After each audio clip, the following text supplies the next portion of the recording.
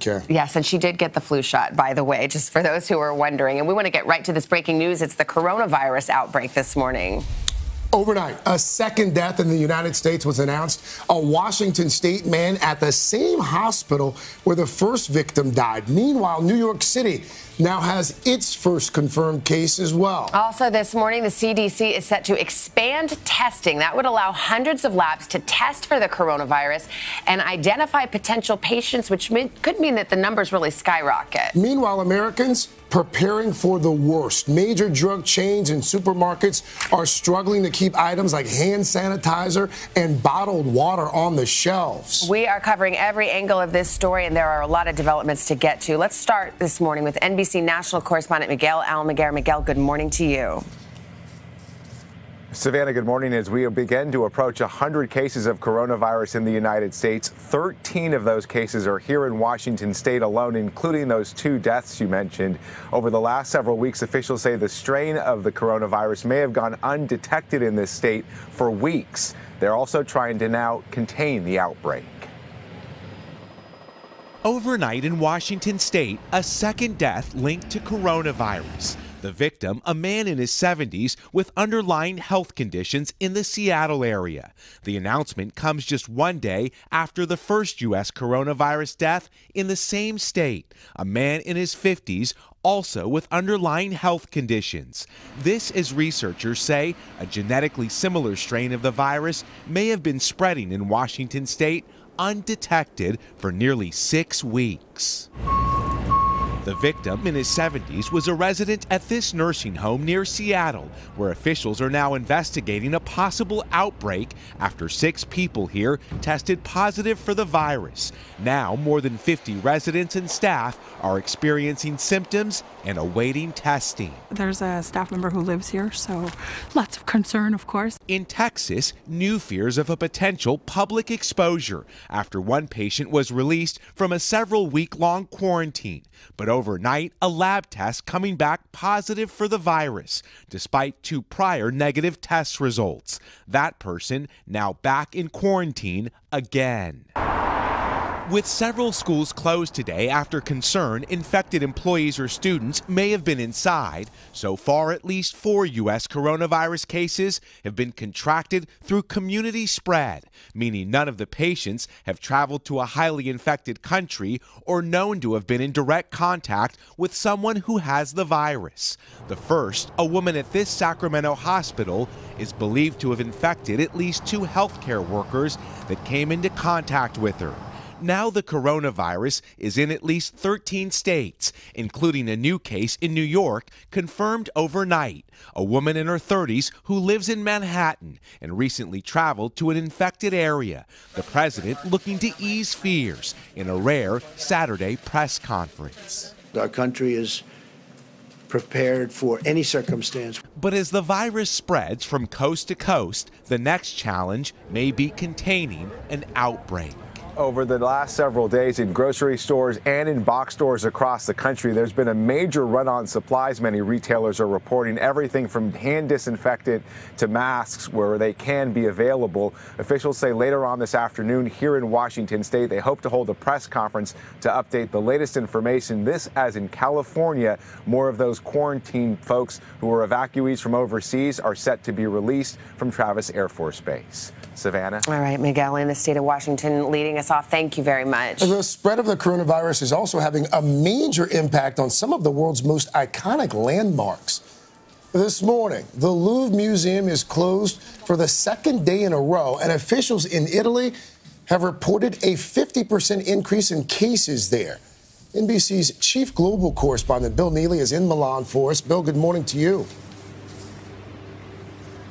Good morning, Craig. Well, the mood matches the weather here. Pretty grim. More deaths in Italy. Churches still closed. In France and Germany, a dramatic spike in cases. And for the first time, the number of cases worldwide greater than 3,000.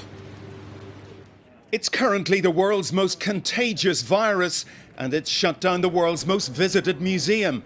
At the Louvre in Paris, long lines but no entry. Staff afraid, tourists worried. The virus has gone viral. Cases have spiked in France, the health minister advising people not to kiss or shake hands when meeting, as President Macron did days ago with Italy's leader. In Italy and Germany, the infection rate nearly doubled in a day. Italy now reporting nearly 1,600 cases and 34 dead. The World Health Organization advising anyone over 60 or with underlying conditions, that's hundreds of millions globally, to avoid crowded areas. Day by day, we see the window of opportunity closing.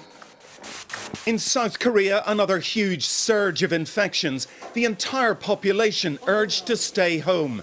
The leader of a religious sect apologizing today. 2/3 of the country's cases are linked to his group. The capital's mayor levelling murder charges against him. The Pope has cancelled today's annual retreat. He coughed and sneezed praying in Rome Sunday. The Vatican says he has a cold, not the virus. In Israel today, voting in the country's election, with special polling stations for voters who've been quarantined. The Caribbean has its first infection, an Italian tourist in the Dominican Republic. Australia and Thailand reporting their first deaths. In China, the lowest number of new cases in a month. One bright spot in a bleak crisis. More than 60 countries now battling the virus. So more than 60 countries, but remember, many of those countries have just 1 or 2 cases. And most of those cases, in fact 80%, are just mild infections, sometimes with no symptoms at all. So globally, authorities are saying, don't panic, but they're also saying these are critical days in battling the spread of this virus. Guys, back to you. Our chief global correspondent, Bill Neely, for us there in Milan. Bill, thank you. And now we are joined by NBC medical contributor Dr. Joseph Fair. He's a leading virologist. He actually was on the front lines to contain the Ebola outbreak in Africa. Dr. Fair, good morning. It's good to have you with us. So this notion that the CDC has now lowered the criteria so more people can be tested to see if they have coronavirus, potentially that means we could see the numbers really go high. What is the impact of that decision? In fact, that's presumably what we will see. And I would almost say undoubtedly that's what we'll see. Is the more we test for this, the more we'll be able to see. Overnight, we've gone from 2 states to 7 states, which have active cases, and those are being tested by local public health laboratories, yet to be confirmed by the CDC. Here's the thing, though. A lot of the symptoms sound like the common cold, sound like the flu. How can you determine if you have coronavirus? Who should be getting tested?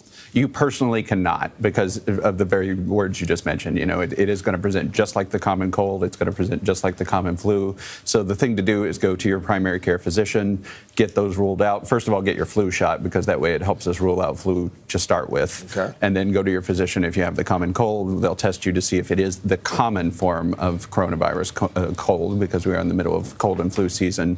And that will then, you know, raise the level. If you're negative for that, but you still have all the symptoms, that would indicate you probably need to be tested for COVID-19. Yeah, there are reports that this virus can be asymptomatic, that it, show no symptoms at all, which raises the specter of it actually already being here and people not even knowing it or knowing that they have it. Do you consider that to be a fairly likely possibility? Oh, absolutely. And, you know, just like with your common cold, there's anywhere from mild to moderate. In fact, that's the majority of cases are mild to moderate.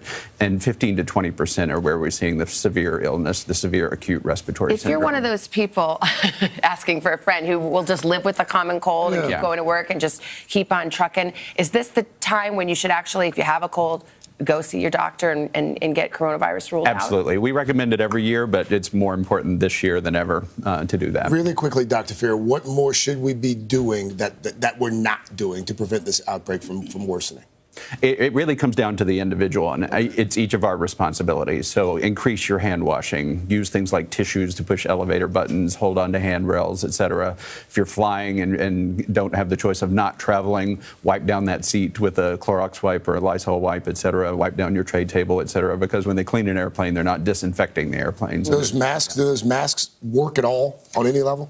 The masks work, but they work for healthcare professionals because we're trained in what we call infection prevention and control. The vast majority of people don't know how to use a regular surgical mask, and a surgical mask doesn't protect you from a respiratory illness. That's more to protect an open body for a patient that, is having surgery. Okay. Dr. Fair, thank you. I'm sure we've seen a lot of you. Appreciate Welcome to the team, by the way. Thank you so Welcome much. to NBC, here with more on the outbreak's impact, including that tailspin on Wall Street. NBC's senior business correspondent Stephanie Rule is also with us this morning. And I know you spent much of the weekend talking to leaders in business and finance after last week's huge losses, worst week since 2008. What are they telling you now? How are they prepared to move going forward this week? Honestly, they're less focused on stock performance, and they are really taking massive precautionary measures to ensure safety. On Friday alone, Bill Gates said this could be the once-in-a-lifetime virus that we feared. Let's hope that it's not, but until we know, we need to operate as such.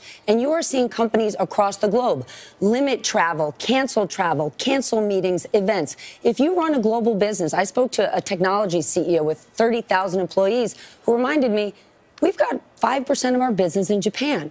Japan has no school until the end of March. They've already got lots of employees working from home or not really working because they've now got to take care of their kids. So from a business perspective, they're not thinking about what this is going to do to hurt their stock. They've got to focus on safety and think about the stark contrast that is from the White House, who's been saying for days, we've got this airtight, it's a hoax, the flu's worse.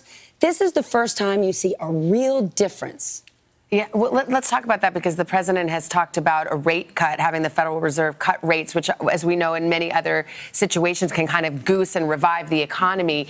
Is that an appropriate measure in a situation like this? I spoke to an investment banking chief that said it just doesn't make sense at this time. The president's priority might be, I got to get that market moving again because he has election pressures. They don't. When you cut rates, the idea is let's lower rates so we can get businesses investing and people out there spending and borrowing. That flies in the face of what we're telling people to do with this virus. From a public health Stay home, perspective. Yeah. Cancel events. And there's people to think about in terms of economics. If you cancel a major event or you move employees to work remotely, you have insurance to cover that. You've got budgets. Imagine if you're part of the gig economy. If you're a taxi driver, a waiter, a dog walker, a babysitter, you are going to see a serious impact. And those are people who also might not have health care. Steph Rule, thank you. Huge ripple effect. We're just beginning to see it for sure. Thank you to both of you, actually. We're following another.